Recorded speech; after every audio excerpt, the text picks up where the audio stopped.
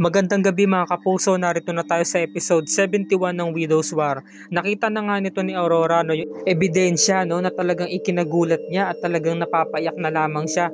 Dinig na dinig nilang dalawa ni Amando yung usapan nila ni Sam sa ni Paco dun sa video. Malinaw na talaga nagtatalo sila na sinisisi nga ni Sam na si Paco ba yung pumatay dito sa ama nito. No? Kaya ngayon sabi ni Paco, may kapaghiwalay ka sa akin, sige magpapakamatay ako. Di magpakamatay ka, isasama kita sa hukay, isasama kita dito sa bangin, sabi ni Paco. Nagkatulakan sila at sa sobrang lakas ng pagkakatulak ni Sam, hindi niya sinasadyang maihulog si Paco sa cliff. Lalo talaga nang gigil itong si Aurora at hindi niya kinaya yung napapanood niya nung nahulog itong si Paco sa cliff. Tinakpan na lamang niya ng kamay niya. Ngayon tumayo siya, humagulgol at inhinto niya muna yung salita niya. Sabi niya, hayop ka, demonyo ka, pagbabayaran mo ang lahat ng ito, Sam, dahil ikaw mismo pumatay sa anak ko, kay Paco, magbabayad ka.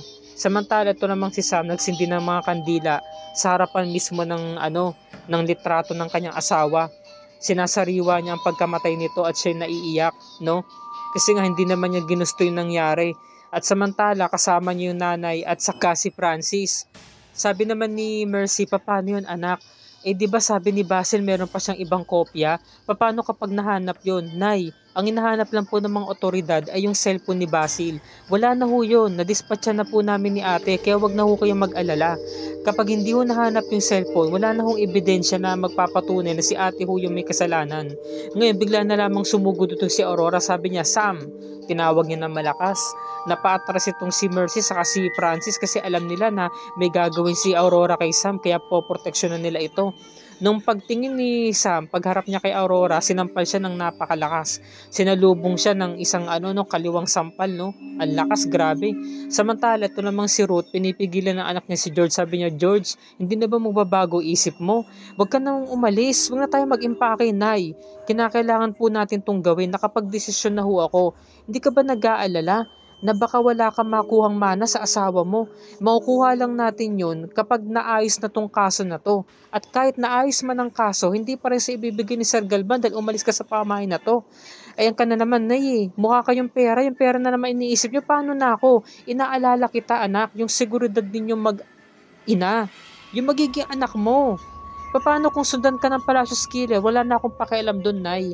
Kasi pinuputol ko na ang koneksyon ko sa pamilyang ito, kaya panigurado hindi na ako susundan ng Palacios Killer. Ngayon sabi naman ni Aurora, pagbabayaran mo ang lahat ng ito. Alam ko na lahat, Sam, na ikaw mismo ang tumulak kay Paco.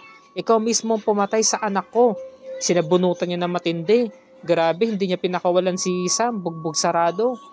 Mamamatay tao ka, kriminal ka, sabi niya, no? Ngayon, eto na.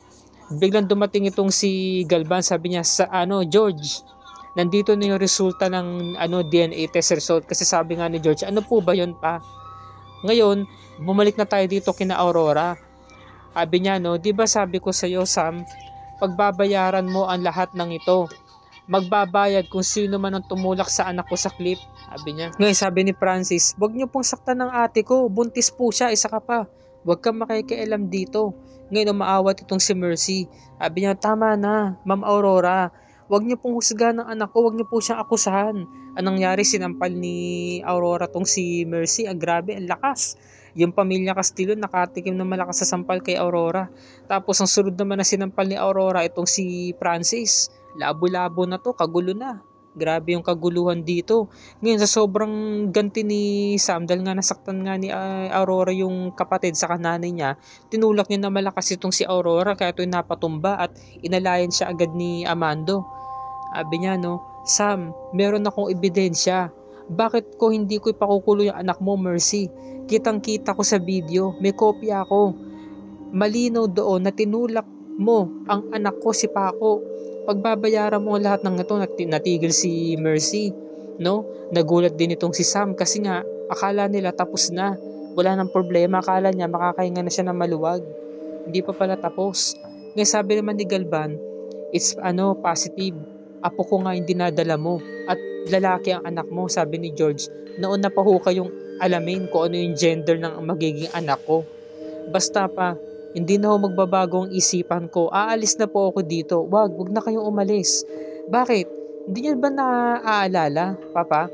Simula nung namatay si Basil, ako na lamang lagi niyong pinagbibintangan na ako ang pumatay sa kanya. Hindi na ako matahimik. Sus, ayun lang ba ang problema? Kakusapin ko si Sergeant Toriales na itigil niya ang investigasyon para sa'yo. Total, wala namang pagpapatunay na ikaw mismo ang pumatay. Walang klarong ebidensya laban sa'yo. Sabi naman ni Ruth, anak, baka naman po pwede magbago pa isipan mo. Hindi, Nay. Itutuloy ko na yung plano. Sige na, mag-impake ka na. George, wag ka nang umalis. Patawarin mo ko. Let's give me a chance. Another chance para maging lolo sa apo ko. Alam mo, simula nung nawala na si Basil, nagkulang na ang buhay ko. Pagkatapos nawala na rin yung apo ko kay Beverly. Tapos pati ba naman yung magiging apo ko sa'yo? So hindi Basil, ilalayo mo pa? Sabi ni George, no?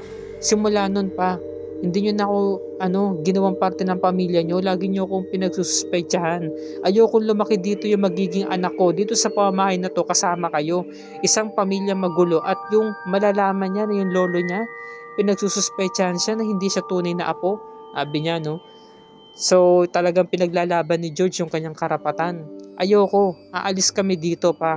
Kahit anong mangyari, nakapag-desisyon na ako. Ngayon, sabi niya, tara nanay, kunin na natin tong gamit natin. Pinigilan sila ni Galvan. Wala nga alis, George. Ngayon, eto na. Sabi naman ni Aurora, magbabayad ka, Sam. Hindi kita pakakawalan. Hindi ka na makakaalis kahit anong gawin mo. Ayun, naitulak nga ni Sam itong si Aurora. Dahil nga sa sobrang galit din niya, dahil sobra na eh. Sobra na yung pananakit sa kanila eh. Samantala, balik tayo dito kina Galvan. Sabi niya, George, wala nga alis. Hindi pa, alis kami dito. George, sinigawan niya, no? Tama na. Itigil mo na to. Makinig ka sa akin. Sabi niya, no? So, kumbaga gagawin talaga ni George ang lahat para siya makaalis. Ito namang si Galvan, gagawin din niya ang lahat para hindi sila makaalis, no? Yung mag-anak. Ngayon, nakaalpas itong sina Francis, sabi ni Aurora, sundan nyo sila. Huwag nyo nga hayaan makatakas sila, bilisan ninyo. Tinawagan si Cairo, sa si Miko, pati si Amando. Takbuhan sila, pati yung mga security guards. Sabi niya, no, George, patawarin mo ko. Bigyan mo naman ako ng pagkakataon para maging lolo sa magiging apo ko. Sabi niya, no. Ngayon sabi naman ni Ruth, anak, baka naman po pwede na pagbigyan mo pa ng isa pang pagkakataon si Sir Galvan, no, para mapatunayan niya na maging lolo siya sa'yo. Sabi niya. Ngayon sabi naman ni George, pag-iisipan ko pa ho, papa. Sabi niya. Yun ang sagot niya kay Galvan. Kasi nga, talagang siya na para bang natatauhan na siya sa mga nangyari. Bilang sumugod si Sophia, naputol yung moment nila. Dad, inaakusahan po ni Tita Aurora si Ate Sam tungkol po sa pagkakapatay ni Kuya Paco. What? Tapos na yung kaso na yan Natapos na yun, ba't binubuhay ulit? Meron daw kasing hawak na ebidensya si Ma'am Aurora. At alam na po nila, kitang-kita po doon na tinulak po ni Ate Sam si Kuya Paco. Ganun ba, Paco? George, babalikan kita mamaya. Please, wag kayong aalis Mag-uusap tayo mamaya. Iwan ko muna kayo, puntahan ko lang si Aurora. Ngayon sabi naman ni Vivian, dito ka lang anak. Huwag mo na silang sundan, ano ba?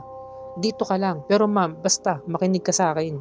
Ngayon susundan ni George, sabi ni Ruth, George, ano ba? Dumito ka na lang at baka magkaroon pa ng barilan doon, madamay ka pa, pati ang anak mo. Dito ka na lang para safe ka, sabi ni Ruth. Ngayon, syempre nag-aalala rin itong si George kasi gusto niya malaman yung totoong detalye, diba?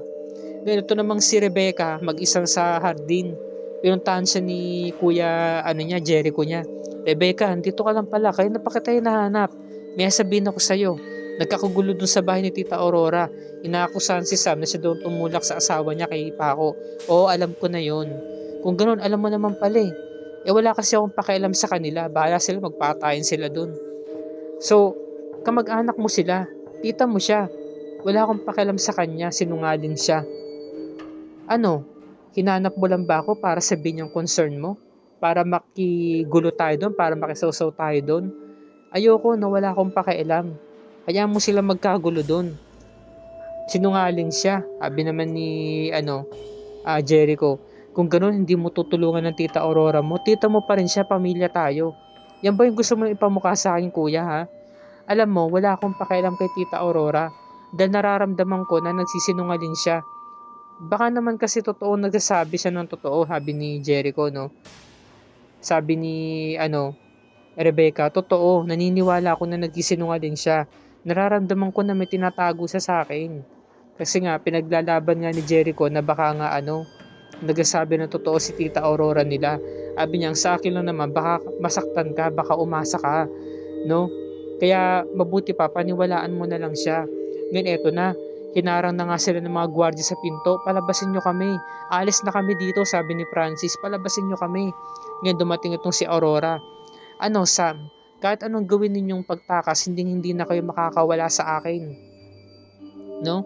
So talagang sinugod pa rin ni Aurora tong si Sam, di yun talaga tinigilan, talagang bugbog sarado. Grabe, ang intense na eksena. Grabe yung mga sabunutan, yung mga sampalan. Sabi naman ni Mercy, pakawalan mo na kami, Ma'am Aurora. Hindi kayo makakawala, Mercy. Makakaalis lang kayo dito sa pamamahay ko kapag nasiguro kong nakulong na yung anak mo. Sabi ni Aurora, no? Sabi niya, binilog mo kaming lahat, walang hiya ka, demonyo ka. Pinagmukha mo kami na wala kaming alam. Pinaikot mo kami. Sabi niya, no? Ngayon sabi naman ni Francis, tigilan mo ang ate ko. Sabi naman ni Aurora, ang ingay, napakaingay. Paduguin nga ang bibig niyan. Sinikmuraan si Francis nung gwardya. Nagsisigaw itong si Sam. Ngayon sabi naman ni Aurora, Sam, hindi ka ba aamin?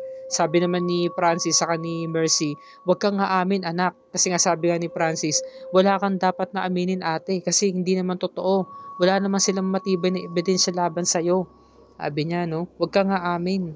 Ngayon nag-aalala tong si Sam kasi nga sinuntok nga tong si Francis. Ngayon binalaan siya. Sige Sam, huwag matigas ka pa.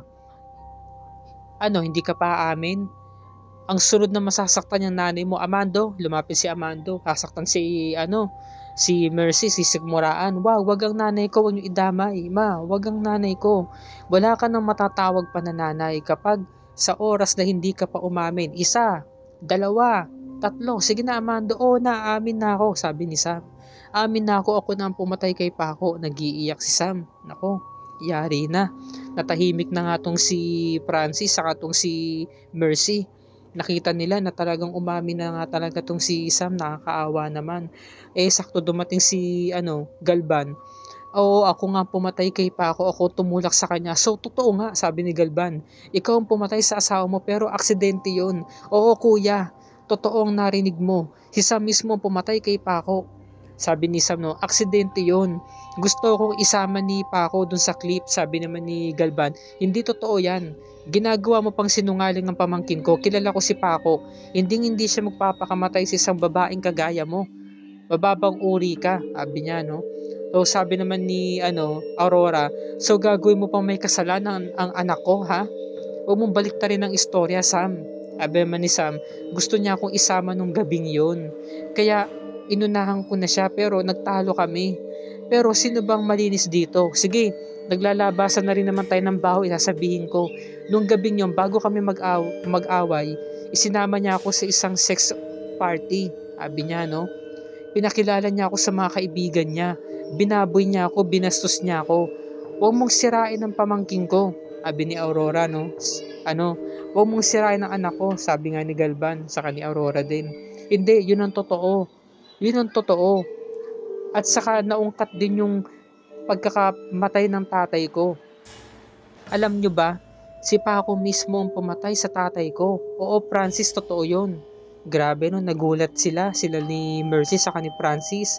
Hindi kasi nila alam yun, na si Paco palang pumatay sa padre di pamilya nila. So, ang laking revelations ang naganap ngayong araw na to, mga kapuso.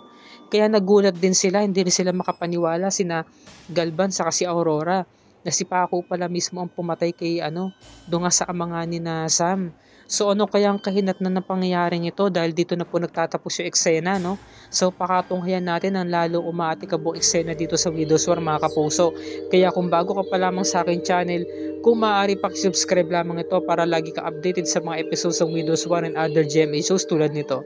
Maraming salamat po sa inyong panonood and God bless us all.